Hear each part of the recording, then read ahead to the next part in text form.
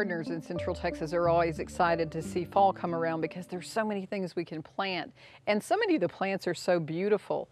Now, if you don't have a garden and are limited to gardening containers, there are many things that do well in the fall in containers.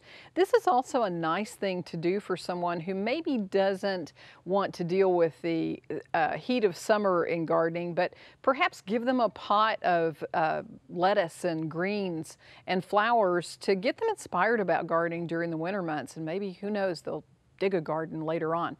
So large containers, I prefer clay pots. The larger the better, really. And you can mix herbs, flowers, vegetables all together in these containers.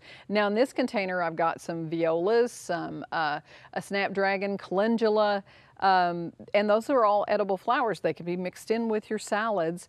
And I've got a sorrel in the middle. That plant will eventually get kind of large, but is a great source of salad greens and a cooking green actually all winter long. And it becomes a perennial here too. I've also got a little kohlrabi plant. That one will usually be harvested out pretty quickly, so then the sorrel is going to have more room to grow.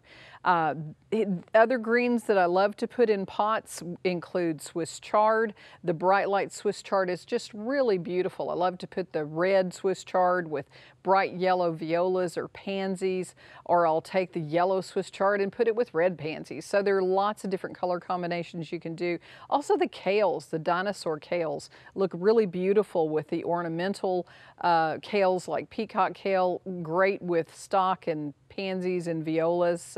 So there's just a lot of color, and they're edible pots. You can take the greens off and take them inside to cook. Some other greens I like to use now, I love the look of the red vein sorrel, although I'm not as crazy about the flavor of that one. I prefer the green sorrel, but it sure is a pretty plant in a container. One that I do love is this purple mustard. It's actually called red giant, and the leaves just get a really beautiful metallic purple sheen on them, and it's a great edible plant too. It's a wonderful mustard green. Now I do think that it's important to choose varieties that are the best for this type of application. So something like a nasturtium that's a mounding form that's about 12 inches tall is going to be a better choice than something that's a tall growing nasturtium that would obscure everything else in the pot. So look for the variety and how tall things grow when you're mixing them in this way.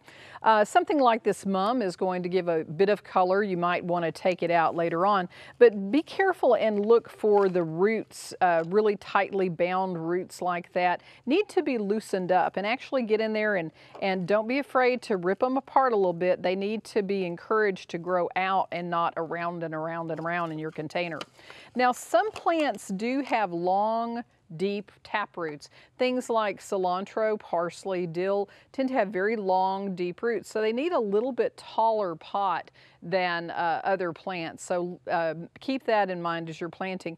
You may need to divide them a little bit as they get growing because sometimes there are multiples in the pots, like with this dill and this parsley. There's quite a few plants in those, but you can divide those out and harvest them as you're dividing them. Now pots like this are very decorative. They're very beautiful on the patio. If you have male dogs, you may need to have them up on a table or something a little higher, but I like to fertilize them with seaweed. I use a foliar seaweed solution about every 2 to 3 weeks to keep them perky and healthy. And you know, if there are occasional cold nights where it's extremely cold, you may need to have row cover to cover these plants too. But with all of these pots, you'll have beautiful flowers to enjoy and something to take into your kitchen. For Backyard Basics, I'm Trisha Shirey. Thanks for joining us.